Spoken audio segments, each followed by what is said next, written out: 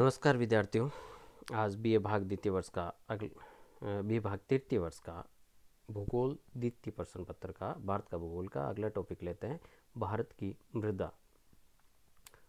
भारत में कौन कौन सी मिट्टियाँ पाई जाती है और कहाँ कहाँ पर पाई जाती है, उनका वर्णन हम इस वीडियो में पढ़ेंगे। इस वीडियो को बहुत शॉर्ट में समझाने का प्रयास किया गया है, क्योंकि समय की बाध्यता और वीडियो की साइज़ के आधार पे बहुत संक्षेप में समझाने का प्रयास किया गया। विस्तृत रूप से आप किताब में से अध्ययन कर सकते हैं।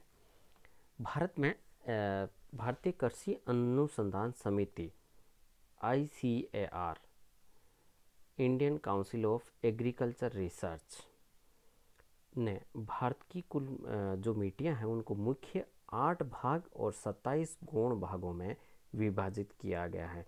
8 भाग कौन से? लाल मिट्टी, काली मिट्टी, लेटेराइट, सार युक्त मिट्टी, हल्की काली व दलदली मिट्टी, कांप मिट्टी, रेतीली मिट्टी और वनों वाली मिट्टी, और उसके ये 27 उपभाग हैं जिनमें इनका विभाजन किया गया है। अब मिट्टियों का वितरण आता है कि भारत में मिट्टियों का वितरण भौतिक कारकों, जलवायु और वनस्पति, इनका स्पष्ट रूप से प्रभाव देखने को मिलता है। भारत के अगर भौतिक विभागों के आधार पर अगर मिट्टियों का विभाजन देखें तो सबसे पहले आती है पर्वतीय प्रदेशों की मिट्टियाँ। लगभग 2.04 करोड़ हेक्टेयर पर मिट्टियाँ विस्तृत है। उसमें 0.24 हेक्टेयर करोड़ पर पर्वतीय मिट्टियाँ, 1.16 करोड़ हेक्टेयर पर पर्वतीय चरागाह मिट्टियाँ और 0.64 करोड़ हेक्टेयर पर एक वर्गीकृत पर्वतीय मिट्टियाँ पाई जाती हैं। उच्च पर्वतीय क्षेत्रों में अपरिपक्व, पतली व छिद्रमय वाली मिट्टियाँ पाई जाती है। निचले ढालों और घाटियों में गहरी तथा उर्वर मृदा उपलब्ध होती हैं। यह भारत में मिट्टियों का एक वितरण का मैप दर्शाया गया है, जहाँ पर कांप मिट्टी, पीट मिट्टी, काली मिट्टी, लाल मिट्टी, लेटेराइट मिट्टी, मरुस्थलीय, वनस्पति, पर्वतीय और तराई प्रकार की मिट्टियाँ हैं, उनका विभाजन दर्शाया गया है। पर्वतीय मिट्टियों में पहली आती है आग्नेय मिट्टियाँ। कई क्षेत्रों में आग्नेय अथवा ज्वालामुखी क्रियाओं के द्वारा निर्मित ग्रेनाइट व डायोराइट सेलों की मिट्टियों का पाई जाती है और उनकी रचना नमी धारण करने की क्षमता अधिक होती है और इनकी रचना है लगातार अपर्दन के फलस्वरूप हुई है। उसके बाद टर्सरी क्रम की मिट्टियाँ, ये प्राय पथरीली व कम गहरी होती हैं और इसमें अधिक मोटी परत होती है। चावल, आलू, चाय के लिए बहुत उपयोगी होती है। ढालों पर सीढ़ियाँ बनाकर इस प्रकार का कार्य खेती की जाती है, जिसमें दून, कांगड़ा, समाधि घाटियों में स्थानीय भाषा में चाय की मिट्टी के नाम से भी जाना जाता है। तो टर्सरी मिट्टियाँ हैं वो चाय के लिए बहुत उपयोगी हैं। उसके बाद चूना व डोलोमाइट युक्त मिट्टियाँ हैं जो मध्य हिमालय क्षेत्रों में मुख्यतः पाई जाती हैं। ये मिट्टियाँ केवल चीड़, साल आदि वृक्षों के लिए उपयुक्त है। ये मसूरी, नैनीताल, चक्रोता आदि क्षेत्रों में इस प्रकार की मिट्टियाँ पाई जाती हैं। उसके बाद आती है उत्तरी मैदानी क्षेत्र की मिट्टियाँ। मैदानी क्षेत्र की रचनाएं सतलुज, गंगा और ब्रह्मपुत्र और उसकी सहायक नदियों के द्वारा लाई गई मिट्टियों के द्वारा हुआ है। देश में इन मिट्टियों का लगभग विस्तार 7.68 लाख वर्ग किलोमीटर क्षेत्र में विस्तृत है। इसमें मिट्टियाँ मुख्यतः आती है बांगर और खादर, यह आपने पढ़ रखा होगा। बांगर मिट्टियाँ वे मिट्टियाँ होती है जहाँ पर नदियों का बाढ़ का जल नहीं पहुँच पाता और चिका व बालू की मात्रा समान होने के कारण ये दोमट मिट्टियाँ कहलाती हैं। ये मिट्टियाँ उत्तर प्रदेश, पंजाब, हरियाणा, राजस्थान, बिहार में काफ़ी मात्रा में पाई जाती हैं। ऐसी मिट्टियों को रेह या कलर भी कहा जाता है। पंजाब के कुछ भागों में चूनायुक्त मिट्टी मिलती है। अधिक खुरदरे व बड़े कणों वाली मिट्टी को भूड़ भी कहा जाता है। ये सब ध्यान रखें, भूड़, रेह, कलर आदि मिट्टियों को। इसमें सोडियम और मैग्नीशियम लवणों की मात्रा अधिक पाई जाती है। दूसरी आती है खादर, जिसे नवीन कांप कहते हैं, जिसमें बाढ़ का जल भर जाता है और लगातार निक्षेपण के फलस्वरूप नई कांप का लगातार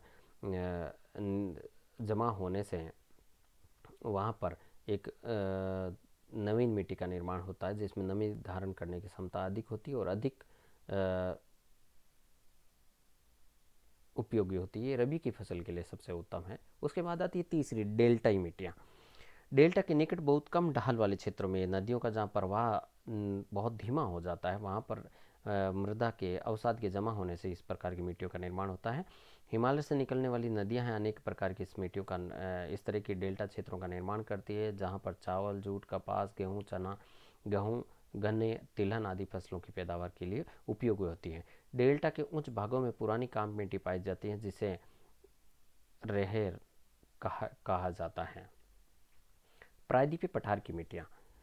प्रायद्वीपीय पठार की मिट्टियाँ प्राचीन रवेदार सेलों से हुई है। यहाँ की मिट्टियाँ प्रौढ़ और बहुत पुरानी हैं।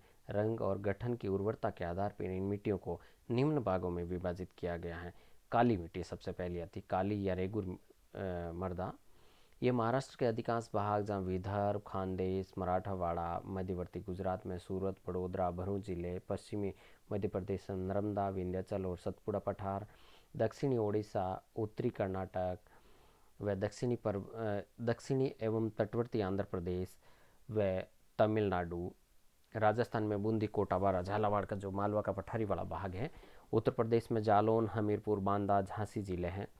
वहाँ पर दक्कन ट्रेप की काली मिट्टी पाई जाती है, जो लगभग 5.5 लाख हेक्टेयर भूमि पर विस्तृत है। इस मिट्टी में कपास का अधिक उत्पादन होने के कारण इस मिट्टी को कपास मिट्टी के नाम से भी जाना जाता है। इस मिट्टी को 3 उपवर्गों में विभाजित किया गया है: छिछली काली मिट्टी, मध्यम काली मिट्टी, गहरी काली मिट्टी।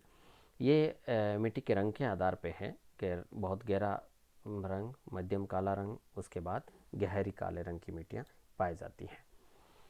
अगला आता है लाल व पीली मिट्टियाँ। ये मैदानी पठारी क्षेत्रों में पाई जाती हैं। इसकी उत्पत्ति शुष्क व आर्द्र मौसम में क्रमशः अपवर्तन होने के कारण प्राचीन रवेदार सेलों के विखंडित होने से होती है और लोहे की उपस्थिति के कारण इनका रंग लाल होता है। ये सबसे बड़ी बात ध्यान रखने वाली है।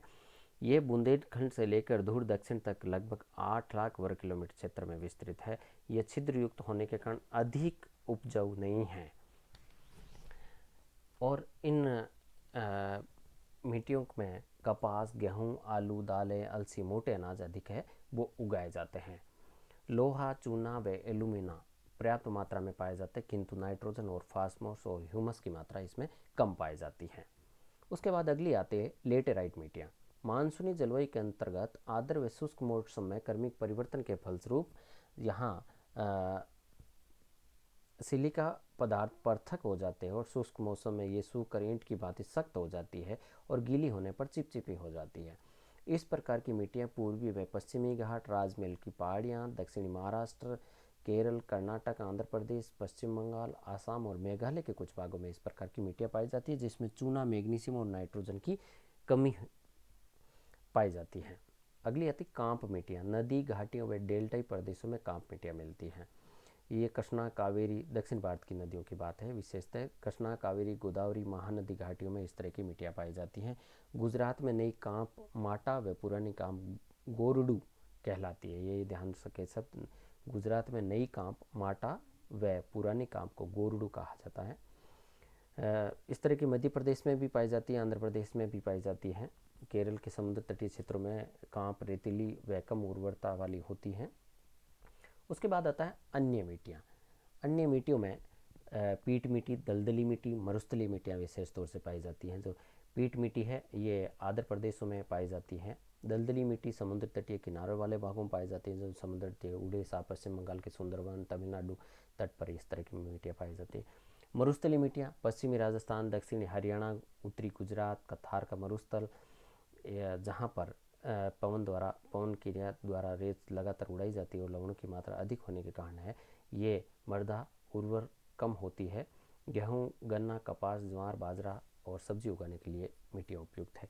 कुछ भारत की मिट्टियों की विशेषताएं दे रखी गई है। भारत की मिट्टियाँ काफ़ी प्राचीन और परिपक्व है। अधिकांश जलोढ़ मिट्टियाँ हैं और जिसमें नाइट्रोजन, जीवाश्म और खनिज लवणों की कमी पाई जाती है और उस तापमान पर भौतिक विघटन और वर्षा होने पर रासायनिक अपघटन भी शुरू हो जाता है। पठारी और पहाड़ी भागों में मिट्टियाँ की परत हल्की तथा मैदानों में गहरी होती हैं। तो इस प्रकार ये भारत में मिट्टियों का वर्गीकरण दे रखा है। तो इस तरह से आपको विशेष ध्यान रखते हुए मिट्टियों का विशेष मैप बनाना है। अगर आप प्रश्न आता है तो